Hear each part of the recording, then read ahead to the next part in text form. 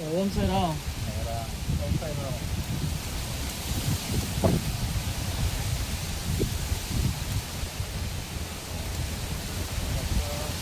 शिर्डीचं बाबांचं समाजावरून आलेलं हे भाग आहे आपला.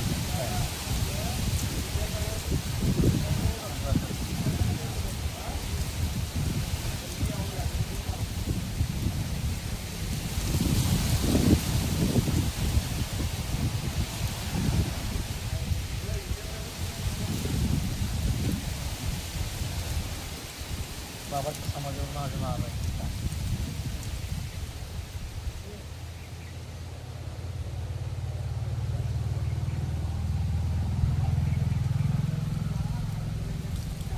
ओम साईराम. ओम साईराम. काही तिथंच भेट झालं मला. बाबांच्या समाजावरून आलेला हार आहे. हे हार घातल्यामुळे तुम्हाला कुठलं अडचण येणार नाही. कुठलंही काम असू दे तुमचं व्हायला पाहिजे. हां, बाबाच्या समाजावरून आले हार, त्यामुळे काही टेन्शन घ्यायचं नाही. बाबांचा आशीर्वाद आहे तुमच्यासोबत. तुम्हाला कुठल्या गोष्टी भ्यायचं नाही. कुठलं पण कामात जावा, तुमचं काम पूर्ण व्हायला पाहिजे. बाबा श्रद्धा ठेवायची, आपण सगळं ठेवायचं, सगळं काम चांगलं होणार तुमचं. साक्षात तुम्हाला बाबा येऊन तुमची शिर्डीला तुम्ही पोहोचण्याचं झालं, बाबाच्या समाजावरून आले सगळं जोरात. सगळं समाधीला टच होऊन आलेला आहे. आज दिवस माझा चांगला आहे. तर पण करायला भागी लागते. तर शिर्डीचा कार्यक्रम आमचा पण चांगल्या पद्धतीने झालाय. मला एक तुम्ही माझे मित्रच आहे, पण तुम्ही शिर्डीचं 5 दिवसाचं जे 5 दिवस गेला होता, वारी केला, वारीमध्ये सहभागी झाला, परत तुम्ही साईमध्ये सेवा केला होता. एक जास्त नको, एक 2 शब्द थोडक्यात सांगा अनुभव तुमचं, जेणेकरून आम्हाला पण प्रेरणा मिळून आम्ही पण येऊ शकू आणि देव करू आम्हाला पण तुमच्यावर घेऊन जायचं, पुढच्या वेळेपासून ताकद येऊ दे. यावर्षी प्रत्येक मी कार्यक्रमला रामनवमीला असतो, गुरुपौर्णिमेला असतो, परिक्रमाला असतो, दसऱ्याला असतो, शिर्डीला प्रत्येक वेळेला 5-5 दिवस असतो. पण ह्या वेळेला मी जे वारीला गेलो त्याचा अनुभव फार मोठा आला. कारण प्रत्येक वेळेला मी गेलो की डायरेक्ट शिर्डीला दर्शनाला जातो. पण ह्या वेळेला आम्ही काय केलो, कोपरगावला गेलो, कारण बाबांचं भक्त एक कोपरगावला गेला होता. त्यामुळे आम्ही कोपरगावला गेलो. कोपरगावला गेल्यानंतर तिथे आम्हाला पांडे म्हणून साई भक्त भेटले. बाबांचे कट्टर साई भक्त आहेत आणि मस्त साई भक्त आहेत बाबांचे. त्यांचं दर्शन झालं की साक्षात बाबांचं दर्शन झालं असं वाटते. त्या पांड्यांना भेटलो आणि पांड्यांना भेटल्यानंतर मला कळालं की शिर्डीला आपण दर्शन घ्यायला जातो त्याच्या अगोदर बाबांच्या गुरुचं दर्शन आपण घेऊन जायला लागते. आणि ते कोपरगावमध्ये आहे, त्यांचं दर्शन घेऊन मग बाबांना भेटायला जायला लागते, असा विषय आहे. तर ते एक मला माहिती त्या ठिकाणी चांगली मिळाली आणि चांगले आहेत ते पांडेजी. आणि बाबांच्याबद्दल भरपूर माहिती आहे त्यांना. आणि साई चरित्र त्याने सगळं संपूर्ण वाचलेलं आहे, अभ्यास केलेला आहे आणि बाबांच्या सान्निध्यात आहेत. आणि बाबांचा त्यांना मला वाटतं साक्षात्कार झाला आहे आणि त्यांचा स्वभाव म्हणा सगळं चांगला आहे. मग त्यांनी मला सांगितले की कोपरगावचं साई कॉर्नर एक आहे, त्या साई कॉर्नरमध्ये एक मंदिर आहे साईबाबाचं. तिथली मूर्ती पण खूप छान आहे. जर तुमचं कुठलं काम होणार असेल, काय असेल, त्या मूर्तीकडे पाहिला तुम्ही आणि बघून जर नमस्कार केला, तुमचं काम जरी होणार असलं तर मूर्तीला असे स्माईल देते एकदम, जा तुझं काम होणार आहे असं वाटतंय. असं वाटतंय आणि इतकं भारी वाटतंय समाधान मूर्तीला बघितल्यावर. तुम्ही मूर्तीला बघत राहणार, कारण त्याच्या चेहऱ्यावर हास्य तयार होते. आणि तुम्ही आता एक 4 ते 5 वर्ष सतत साईबाबाला जाता म्हणण्यापेक्षा कधी तुम्हाला वेळ असते तेव्हा तुम्ही निघायला मी बघितलेलं तेवढं तुमचं भक्त आहे.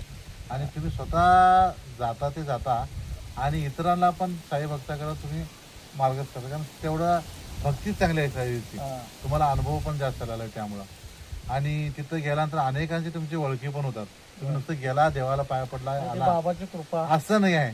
प्रत्येक वारीमध्ये चालत जात असताना आपण तुम्हाला साई भक्त भेटलेलं असतात, त्यांच्याबरोबर संवाद तुम्ही साधता आणि या संवादमध्ये तुम्हाला पण आनंद मिळतोय, आनंद मोठा मिळतो. आणि सगळे साई भक्त चाललेले असतात, साई भक्त आलेले असतात, साई साई साई सगळं साईमय झालेलं असतं. आणि साई म्हणजे बाबासारखा देव या जगी नाही, बाबासारखा देव नाही. तुम्ही जे काही अपेक्षा असेल, आज आपण कुणाला मागतो, आपल्या परिवारामध्ये आपल्या घरच्या आईवडिलांना आपल्याला काय अडचण मागतो, पण बाबा असे एक जागृत देवस्थान आहे. बाबा असे एक आहे की आपण कुठेही इच्छा असू द्या मनापासून मागा. बाबा काय म्हणतात, तुम्हाला जे पाहिजे ना सगळे मिळेल, फक्त मनापासून मागा.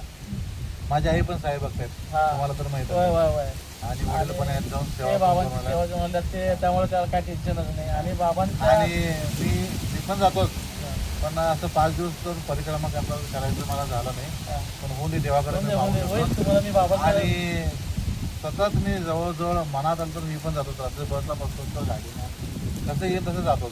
ते एक जातो, गणपती पोळ्याला जातो आणि सगळी कोणती पण देव असे सगळीकडे जातच असतो. बाबांचं पण तिथं गेल्यानंतर एक समाधान आहे.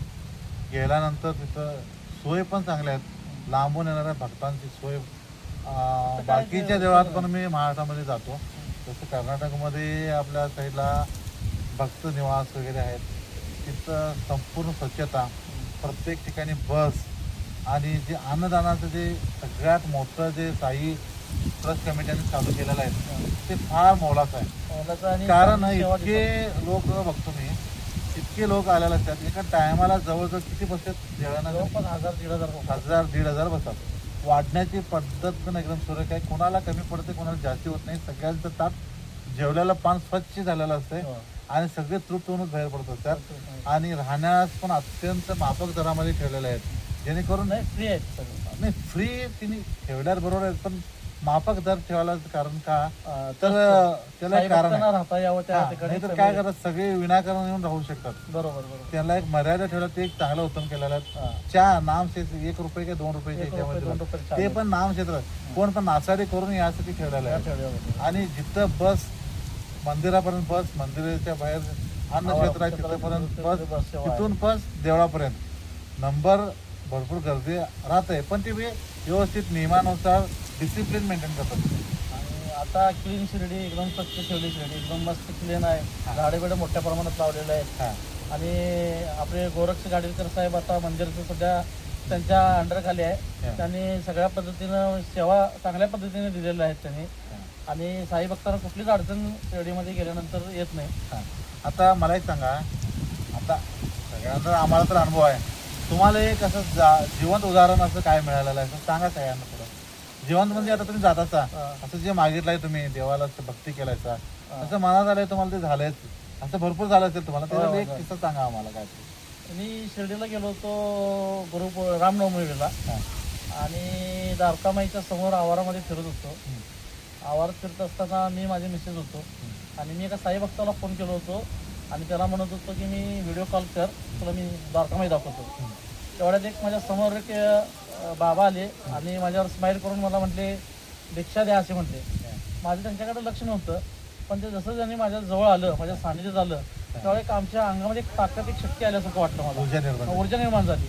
आणि मी बोलायच्या मदत होतो त्या साई भक्ताबरोबर आणि मी काहीच लक्ष दिलं नाही.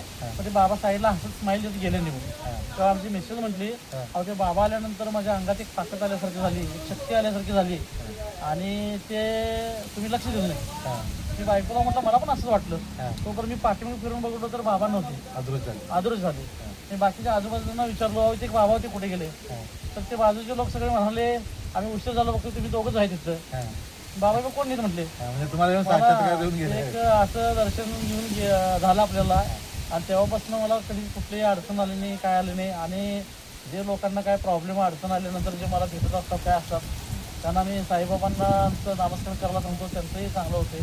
ते एक मला फार मोठा दर्शन बाबांनी त्यावेळेस देऊन गेले. सांगितलं आपण तुमचं एक साक्षात अनुभव झालेला, तुम्हाला एका मोठ्या संकटातनं वाचवलेलं हे मला माहित आहे. तुम्ही ते विसरला, तुम्हाला फार मोठ्या शारीरिक अडचणीतनं बाबाने बाहेर काढले. पूर्ण तब्येत तुमचं खूपच काम देत नव्हतं. त्यावेळेला बाबा तिथं असले तर तुम्हाला इथं दवाखान्यात कोणत्या तर रूपाने तुमचा जीव वाचवला. हे सगळ्यात मोठा चमत्कार घडला. मी इथं हृदयावर साई चरित्र ठेवलं होतं त्यावेळेला हॉस्पिटलमध्ये. डॉक्टरांनी नो गॅरंटी दिली होती आणि सगळ्यात मोठं उदाहरण आहे.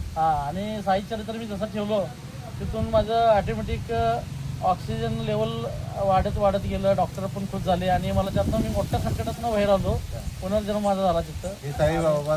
आणि बाबांचा एक खरोखर आशीर्वादच आहे मोठा आणि बाबांचा प्रसादच आहे आपल्याला. आणि आज जे आहे मी फक्त बाबांच्यामुळे आहे, नाहीतर माझं काय म्हणजे विषय त्यावेळेला संपलेला होता.